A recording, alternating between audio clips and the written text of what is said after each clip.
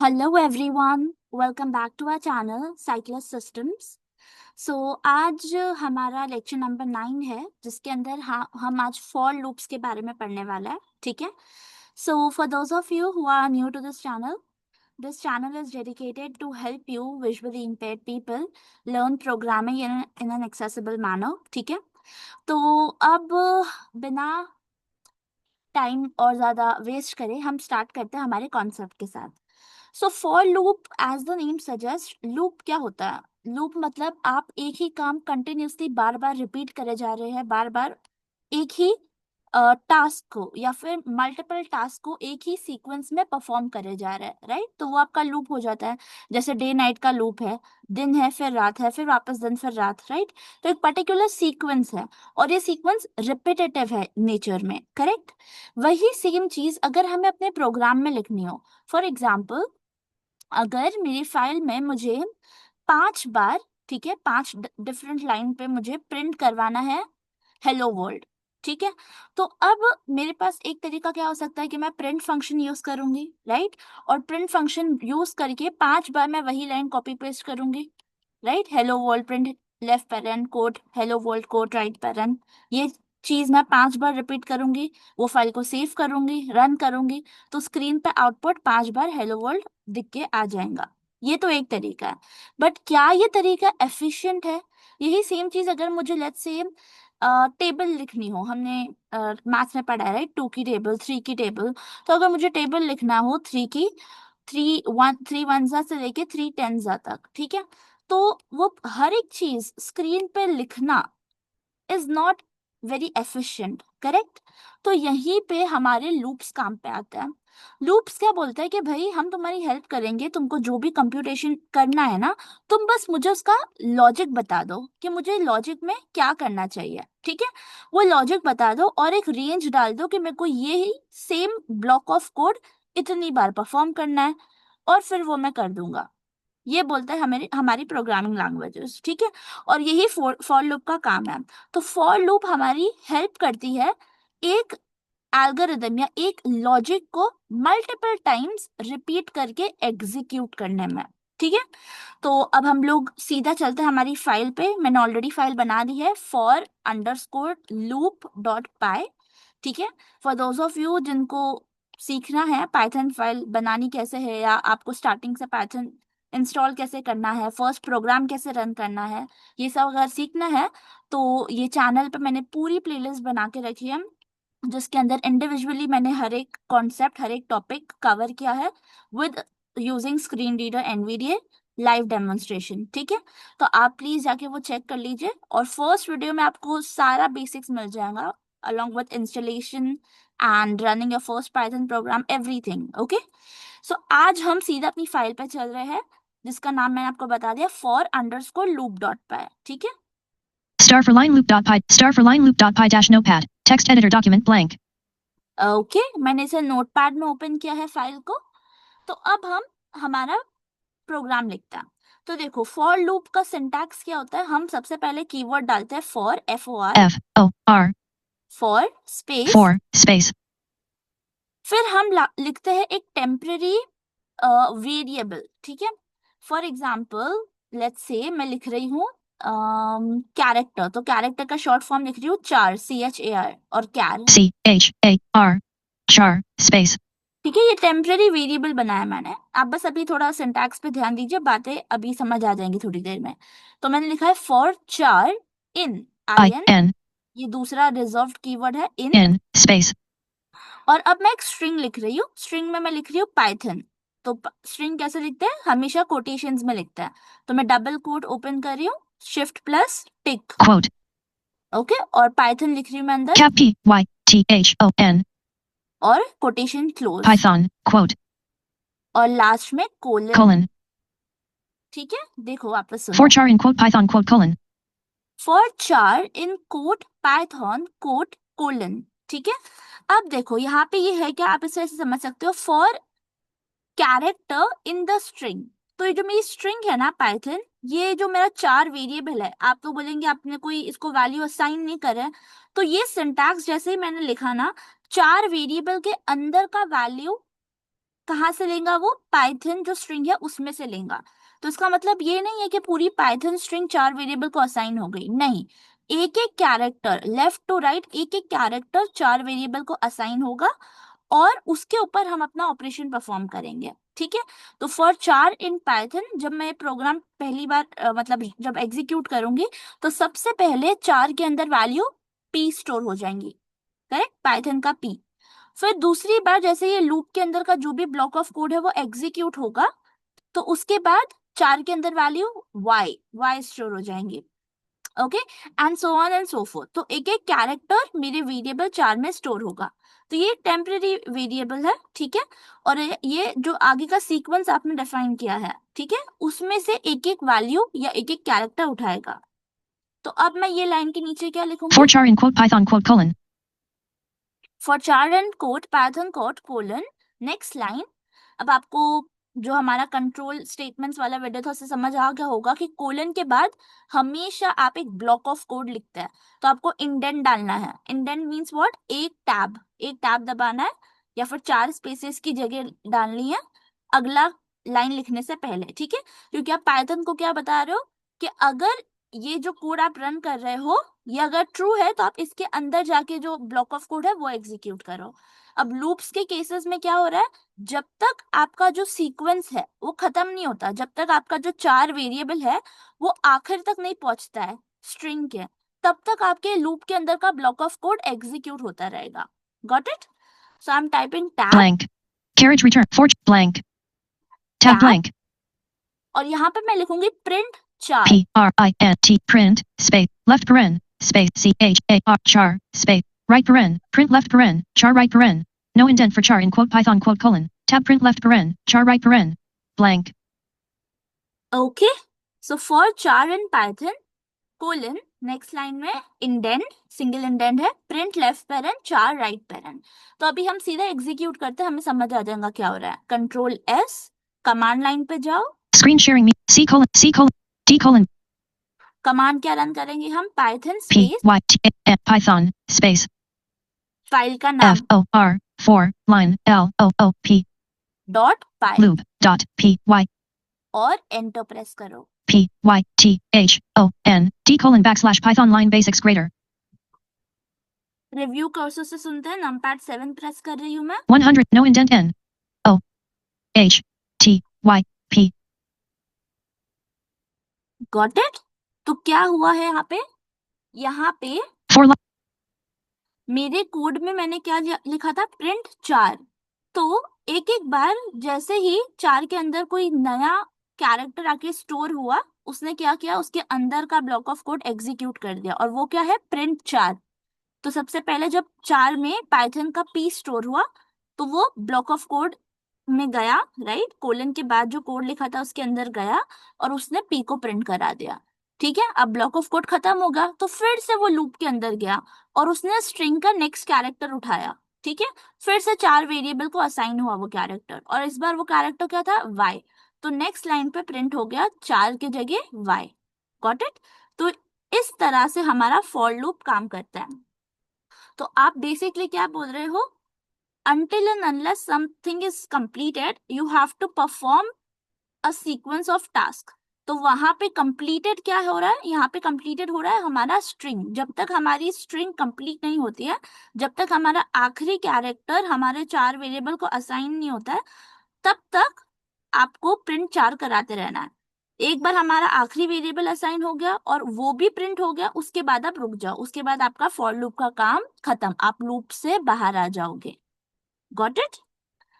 अब जल्दी से एक और चीज देख लेते हैं हम इसके साथ ही जो बहुत इंटरेस्टिंग blank है। blank मैं दूसरा लिख रही हूँ code for. F O R 4 space अब यहाँ पे मैं वेरिएबल का नाम आई डाल रही हूँ, ठीक है, आप कुछ भी डाल सकते हैं अपने हिसाब से, बट कुछ कुछ है कि जो कन्वेंशनल नेम्स बाकायदा प्रोग्रामर्स खुद यूज करते हैं, तो आई जे के ये सारे वेरिएबल्स का नाम टेम्पररी यूज करे जाते हैं ज्यादातर फॉर लूप के अंदर। Okay, so for space I, ये मेरा वेरिएबल का I नाम है, space in in space range. अब मैं एक रेंज फंक्शन का यूज कर रही हूँ, ठीक है, आपको इसका काम अभी पता चलेगा। RANGE range space left paren space range left parent 1, comma 1, comma, space, 11 1, 1, 11, space, right right paren, colon colon, for I in range left paren, 1, 11 right paren, colon, for I in range left parent 1 comma 11 right parent colon.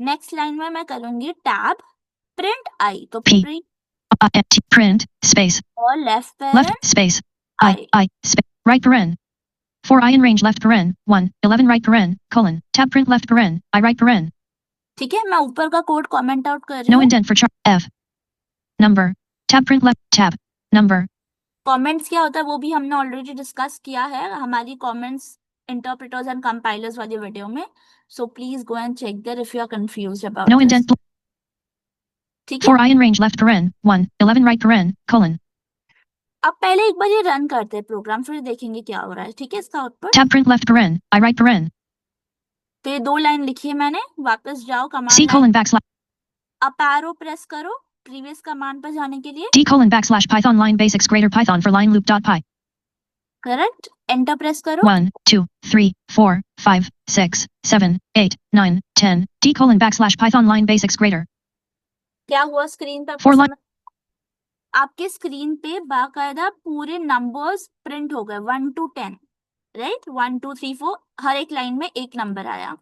तो अब समझते हैं यहाँ पे हुआ क्या no है। indent for I in range left paren, 1, 11 right paren, colon, मैंने आपको क्या बताया था, ये सिंटैक्स कैसे काम कर रहा है, फॉर फिर एक टेम्परेरी वेरिएबल फिर इन और एक सीक्वेंस, राइट। आपको इन के बाद कोई भी एक सीक्वेंस डालना होता है।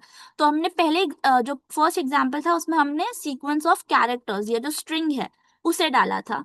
अब हमने सीक्वेंस ऑफ नंबर्स डाला है। ठीक है, तो सीक्वेंस ऑफ नंबर्स डालने के लिए मैंने क्या यूज किया है, फंक्शन रेंज।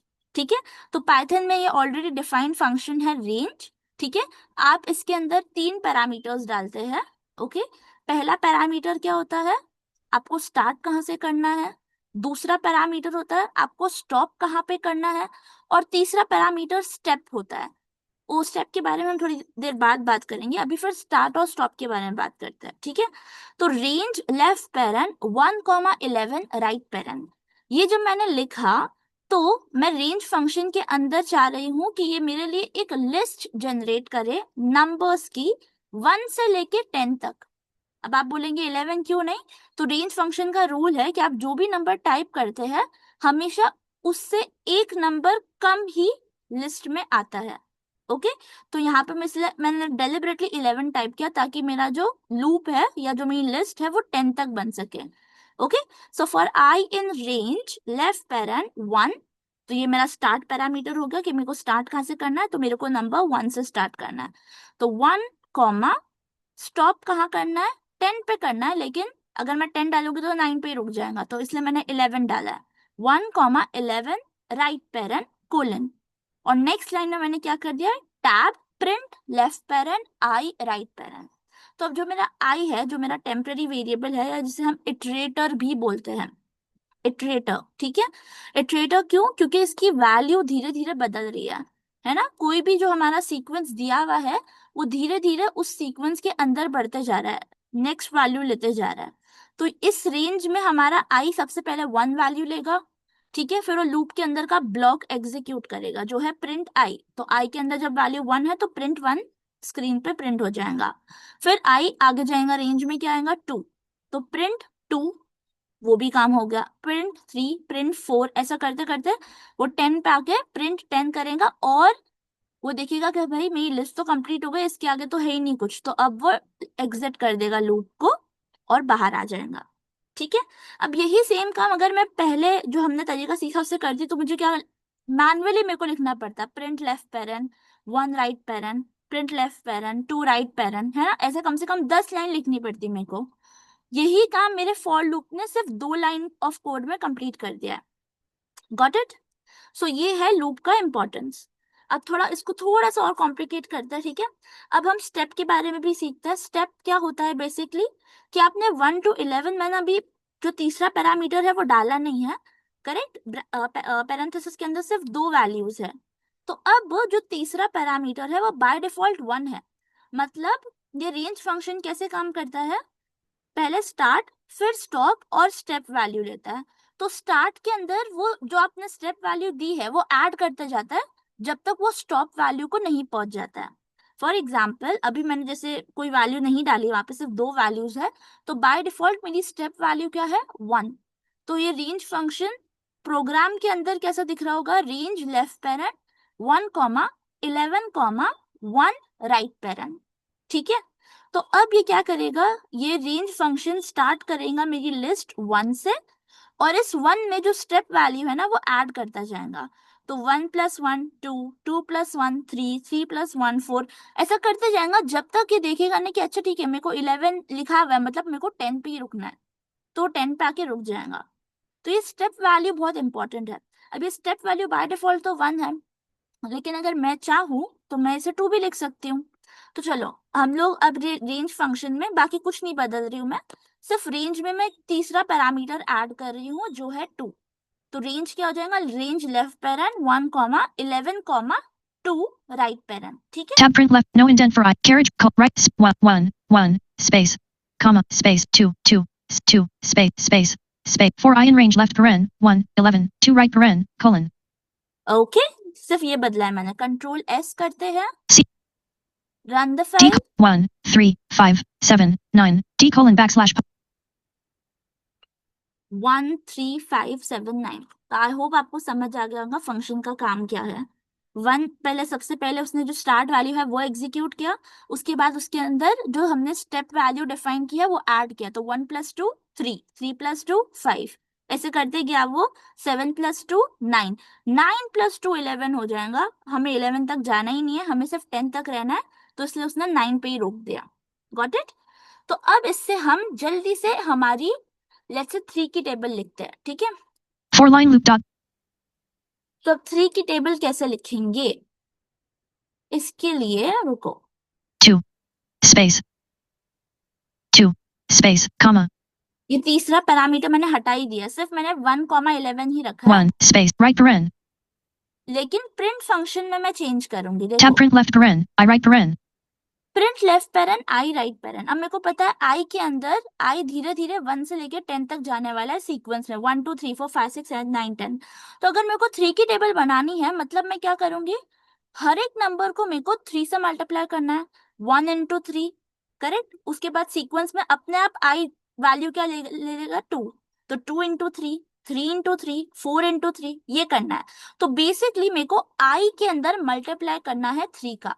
तो मैं जो प्रिंट स्टेटमेंट है ना, blank right I space right paren यहाँ पे मैं लिखूंगी आई स्टार 3, तो आई और फिर एस्ट्रिक का symbol, star space 3 space no tab print left paren I star 3 right paren ठीक है। दोनों कोड की लाइन सुनो, no indent for I in range left paren 1 11 right paren colon tab print left paren I star 3 right paren okay. Control S, जल्दी से file run करते हैं, C up arrow और enter. D colon back 3 6 9 12 15 18 21 24 27 30 D colon backslash Python line basics got it, ये आ गई हमारी 3 की table. 4 line तो अब आपको, अगर आप 8th क्लास में है, 9th क्लास में है, 10th क्लास में है, आपको बड़ी बड़ी टेबल्स नहीं याद आ रही है, 2 लाइन का पाइथन का कोड लिख दो, आपको वो टेबल एक बार में पता चल जाएंगी, right राइट। paren space तो अब मैं 3 की जगह अगर मैं लिखूं let's say 1 15, 5 print left paren I star 15 right paren control S, run करते जल्दी से। C D 15 30 45 60 75 90 105 120 135 150 D colon right. तो ऐसे आप छोटे छोटे प्रोग्राम्स अपने खुद के लिए बना सकते हैं। एडिशन, सब्ट्रैक्शन, जो आपको करना है, आपको सिर्फ लॉजिक बताना चाहिए कि उसके पीछे क्या काम चल रहा है, और आप ऐसे पाइथन प्रोग्राम्स बना सकते हैं, खुद का यूज कर सकते हैं। एंड गाइस ट्रस्ट मी, यही सबसे बेस्ट तरीका लगता है मेरे को कोई भी प्रोग्रामिंग लैंग्वेज सीखने का। Since we are visually impaired, तो हमारे लाइफ में एक्सेसिबिलिटी से रिलेटेड बहुत सारी प्रॉब्लम्स आते ही रहती है, राइट। तो जो भी आप सीख रहे हैं पाइथन के थ्रू, आप कोशिश कर सकते हैं कि अगर आप वो छोटा सा प्रोग्राम अपने खुद के सिस्टम में अपने पर्सनल यूज के लिए बना के रखे, ताकि आपकी लाइफ इजी हो जाए, करेक्ट। तो this is what I do usually. मेरे सिस्टम में बहुत सारे ऐसे पाइथन प्रोग्राम्स बने हुए हैं ऑलरेडी, जो मैं डेली बेसिस पे यूज करती हूँ। मेरे मैथ्स में, मेरे स्टार्ट्स में रोज उसका काम होता है। So I just love this programming language, और इसी वजह से I keep learning more, right?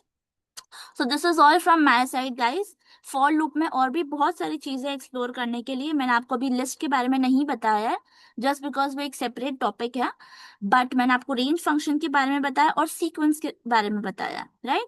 तो यही सेम चीज आप यूज कर सकते हैं, आप अपने खुद के एल्गोरिदम्स लिख सकते हैं, अपने खुद के लॉजिक्स बना सकते हैं। Okay, so this is all about for loops from my end. If you want something more specific just let me know in the comments and I try to make a video for that as well. Next video में हम while loops के बारे में बात करेंगे। Okay, so thank you so much for this video guys. 4 line screen sharing meeting.